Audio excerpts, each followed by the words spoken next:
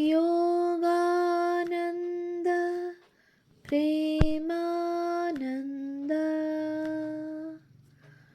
शन्ये भूये च पार्षदाः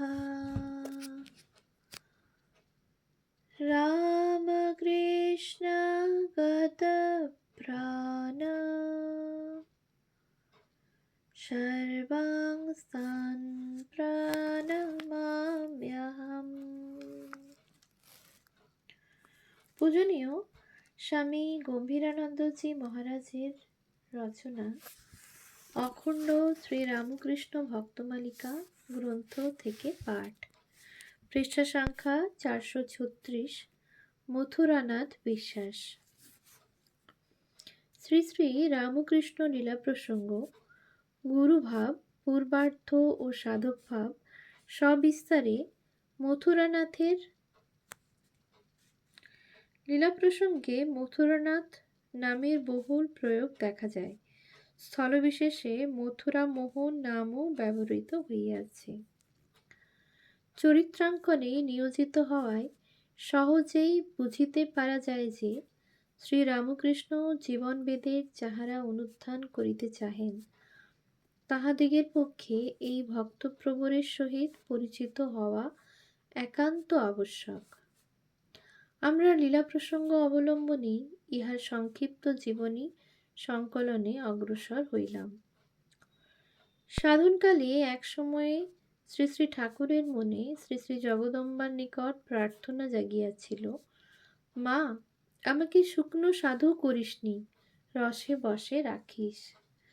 মথুরানাথের সহিত ঠাকুরের যে অদৃষ্টপূর্ব সম্বন্ধ স্থাপিত হয় তাহা উক্ত প্রার্থনারই পরিণতি বিশেষ।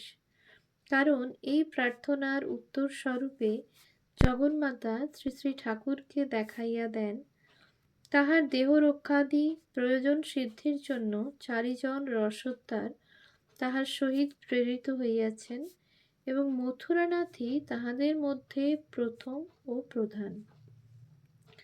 ইহাদের সম্বন্ধ বড়ই মধুর অথচ চমকপ্রদ ছিল। পূজ্যপাদ লীলা প্রসঙ্গকার দেখাইয়াছেন যে একদিকে মথুর যেমন ঠাকুরের দৈব শক্তির উপর নির্ভর করিতেন, অপরদিকে তেমনি আবার তিনি ঠাকুরকে অনভিজ্ঞ বালকপ্রায় জানিয়া সর্বদা রক্ষণাবেক্ষণ আদিতে তৎপর থাকিতেন। সংক্ষেপে বলিতে গেলে মথুর শ্রী শ্রী ঠাকুরকে ইহকাল ও পরকালের সম্বল ও গতি বলিয়া দৃঢ় ধারণা করিয়াছিলেন। অন্যপক্ষে আবার ঠাকুরের কৃপায় মথুরের প্রতি অপরিমিত ছিল। অন্যপক্ষে আবার ঠাকুরের কৃপাও মথুরের প্রতি অপরিমিত ছিল। স্বাধীনচেতা ঠাকুর মথুরের কোনো কোনো ব্যবহারে সময়ে সময়ে বিরক্ত হইলেও অচিরে উহা ভুলিয়া গিয়া আবার তাহার সকল অনুরোধ রক্ষাপূর্বক ঐহিক ও পারত্রিক কল্যাণের চেষ্টা করিতেন। বস্তুত ইহাদের সম্বন্ধ দৈব নির্দিষ্ট এবং অতীব প্রেমপূর্ণ ও অবিচ্ছেদ্য ছিল, এবং দৈব নির্দিষ্ট ছিল বলিয়াই দক্ষিণেশ্বরের মন্দির প্রতিষ্ঠার কয়েক সপ্তাহ পরে শ্রী শ্রী ঠাকুরের সৌম্য দর্শন, কোমল প্রকৃতি, ধর্মনিষ্ঠা ও অল্প বয়স মথুরবাবুর নয়ন আকর্ষণ করিয়াছিল। মথুরবাবু রানী রাসমণির তৃতীয়া কন্যা করুণাময়ীকে বিবাহ করিয়া রানীরই গৃহে বসবাস করিতে থাকেন। কিন্তু অল্পকাল পরে একমাত্র পুত্র ভূপালকে রাখিয়া করুণাময়ী পরলোক গমন করিলে রানী এই উপযুক্ত জামাতাকে পরিবারের সহিত চিরসম্বন্ধ রাখিবার জন্য তাহার হস্তে কনিষ্ঠা কন্যা শ্রীমতী জগদম্বাকে অর্পণ করেন। অতঃপর রানীর পতি শ্রীযুক্ত রাজচন্দ্র দাস দেহত্যাগ করিলে বিষয়কর্ম পরিচালনের জন্য মথুরবাবু রানীর দক্ষিণ হস্তস্বরূপ হইলেন। কিন্তু বর্তমান প্রবন্ধে আমরা মথুরবাবুর জাগতিক অভ্যুদয়ের দিক লক্ষ্য না করিয়া প্রধানত তাহার ধর্মজীবনের প্রতি দৃষ্টি নিবদ্ধ রাখিব। মথুরবাবু শ্রীরামকৃষ্ণকে যতই দেখিতেছিলেন ততই অধিক আকৃষ্ট হইতেছিলেন। একদিন ঠাকুরের শ্রীহস্তে গঠিত এক সুন্দর শিবমূর্তি দর্শনে তিনি চমৎকৃত হইলেন এবং রানীকে উহা দেখাইলেন। তদবধি তাহার মনে সংকল্প জাগিল শ্রীরামকৃষ্ণকে দেবপূজায় লাগাইতে হইবে। এইরূপে মথুরেরই আগ্রহে তিনি ভবতারিণীর পূজক পদে ব্রতী হন। ইহার পরে তিনি কি রূপে রাধা গোবিন্দের মন্দিরে পূজা করিতে আরম্ভ করেন তাহা আমরা রাসমণি প্রসঙ্গে বলিব।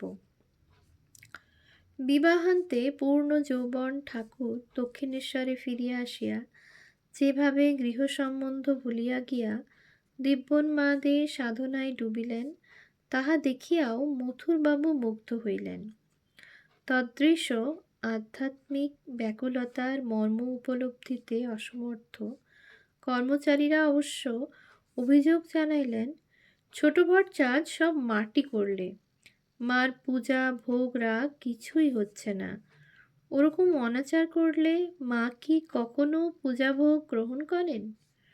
ইহাতেও মথুর বিচলিত না হইয়া চক্ষুকর্ণের বিবাদ ভঞ্জনের জন্য একদিন অন্তরালে দাঁড়াইয়া ঠাকুরের ভাব বিহ্বলতা দেখিলেন এবং যাইবার সময় আজ্ঞা দিলেন, ছোট ভট্টাচার্য মশাই যেভাবে যাই করুন না কেন তোমরা তাকে বাধা দিবে না।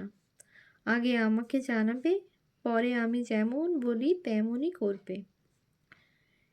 ইহারও পরে ঠাকুর আরও কিছুদিন পূজা চালাইলেন, কিন্তু পরে স্বীয় ভাবাবেগকে বৈধি ভক্তির সীমার ভিতর রুদ্ধ রাখিতে অক্ষম হইয়া একদিন ভাগিনেয় হৃদয়কে পূজাসনে বসাইয়া মথুরবাবুকে লক্ষ্য করিয়া বলিলেন, আজ থেকে হৃদয় পূজা করবে। মা বলছেন আমার পূজার মতো হৃদয়ের পূজা তিনি সমভাবে গ্রহণ করবেন। বিশ্বাসী মথুর ঠাকুরের ওই কথা দেব আদেশ বলিয়া গ্রহণ করিলেন এবং সাধনাদির জন্য শ্রীরামকৃষ্ণকে কর্তব্য নির্মুক্ত দেখিয়া আনন্দিত হইলেন। শুধু তাহাই নহে, ঠাকুরের প্রয়োজন জানিয়া তিনি তাহার জন্য মিছরি শরবতের ব্যবস্থা করিয়া দিয়াছিলেন এবং অন্য বিবিধ রূপে তাহার সাধক জীবনে সহায়ক হইয়াছিলেন। কিন্তু ঠাকুর যেদিন রানী রাসমণির অঙ্গে আঘাত করিলেন, রানী রাসমণি প্রবন্ধ দ্রষ্টব্য, সেদিন মথুরেরও মনে সন্দেহ জাগিল যে ঠাকুরের আধ্যাত্মিকতার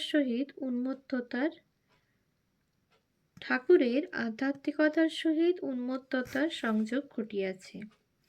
অতএব কবিরাজ গঙ্গাপ্রসাদ সেনের দ্বারা তাহার চিকিৎসার বন্দোবস্ত করাইলেন।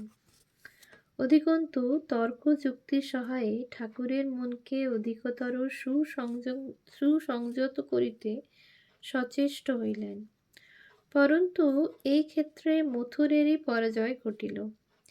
একদিন যুক্তিবাদী মথুরবাবু বলিলেন, ঈশ্বরকেও আইন মেনে চলতে হয়। তিনি যা নিয়ম একবার করে দিয়েছেন তা রদ করবার তাঁরও ক্ষমতা নেই। শ্রীরামকৃষ্ণ তাহাতে উত্তর দিলেন, ও কি কথা তোমার? যার আইন ইচ্ছে করলে সে তখনই তা রদ করতে পারে বা তার জায়গায় আর একটা আইন করতে পারে। মথুরবাবু সে কথা না মানিয়া বলিলেন, লাল ফুলের গাছে লাল ফুলই হয়, সাদা ফুল কখনো হয় না, কেননা তিনি নিয়ম করে দিয়েছেন। কই লাল ফুলের গাছে সাদা ফুল তিনি করুন দেখি।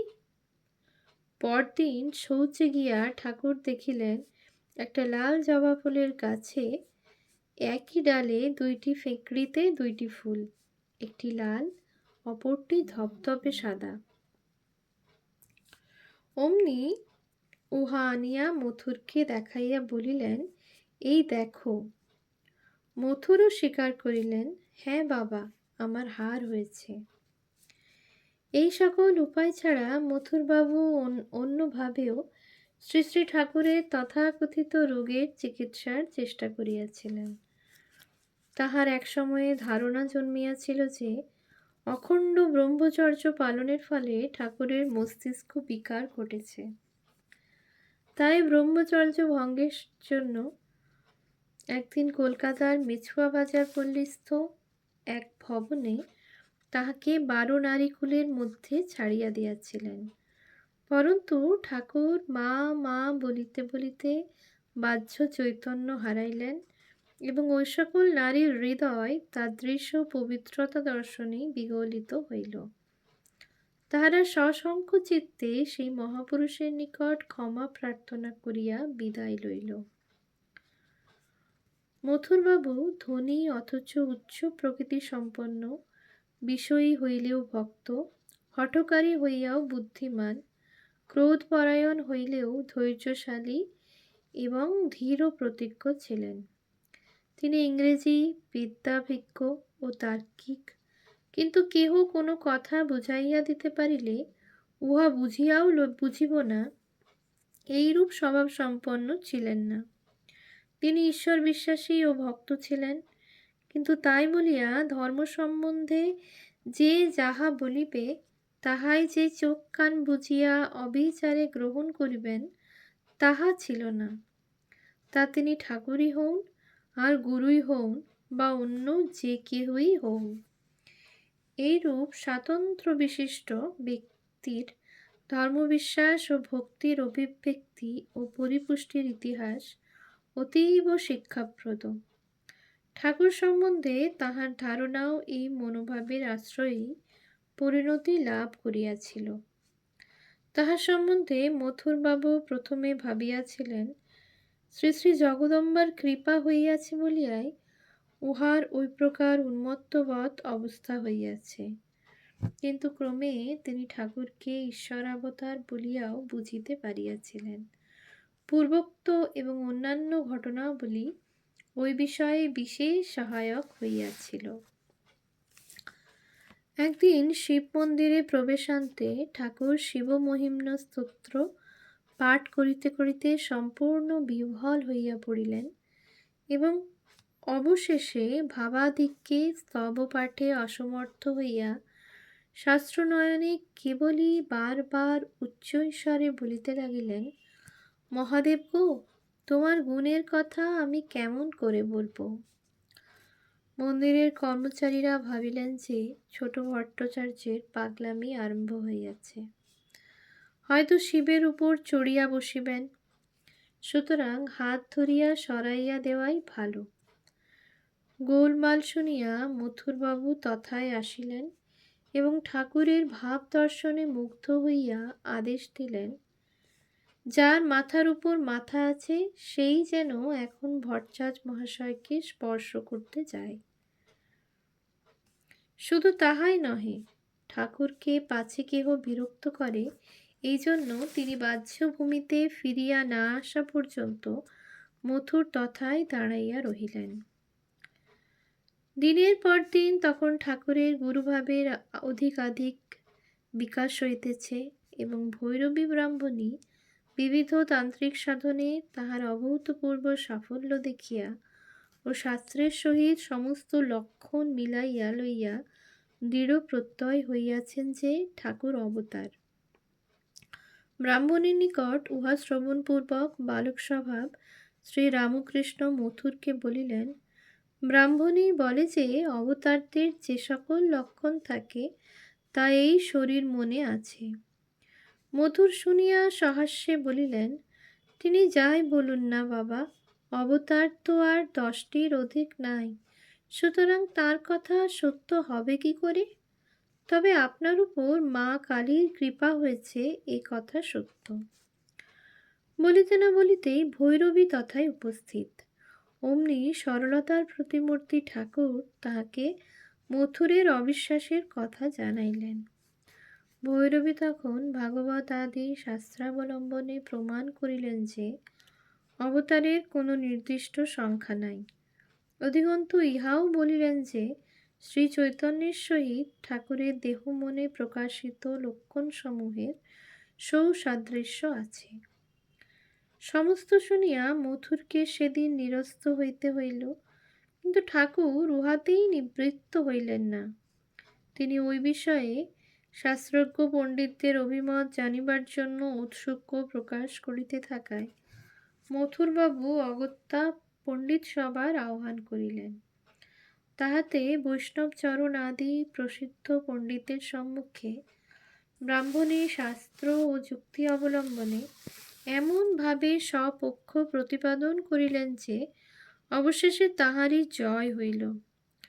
মথুরের মতো বুদ্ধিমান ব্যক্তির অতঃপর বুঝিতে বাকি রহিল না যে কথাটার একটা গুরুত্ব আছে, উহাকে সহজে উড়াইয়া দেওয়া চলে না।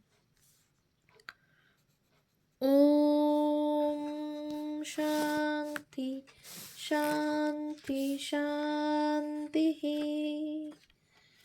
হরি ওম তৎসৎ। শ্রীরামকৃষ্ণার্পণমস্তু।